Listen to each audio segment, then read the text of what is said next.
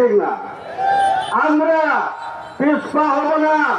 সেই আমরা দেখতে থাকি ব্রিটিশ সাম্রাজ্যবাদীরা যখন ওলামায়ে কেরামের উপর নির্যাতন নিষ্ক্রিয়তা চালিয়েছে, ফাঁসি কাস্টে ঝুলিয়েছে, এরকম ভাবে মাল্টা দ্বীপে বন্দী করেছে আমাদের মাহমুদুল হাসান দেওবন্দি রহমতুল্লাহকে, হুসেন আহমদ মাদানী রহমতুল্লাহ সেইখানে ডাক দিয়েছিলেন।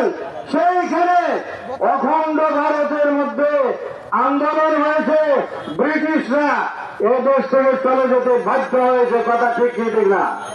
আমরা একটা গল্প করেছিলাম, সেকালের লাঠিয়াল আমাদের পূর্বপুরুষরা লাঠি দিয়ে তাদেরকে তাড়িয়ে দিয়েছে। আমরা সেই বীর সন্তানদের উত্তরসূরি। কথা ঠিক কি ঠিক না? আমরা পিছপা হব না। উলামায়ে কেরামকে সেই নারী যে অবস্থান করেছে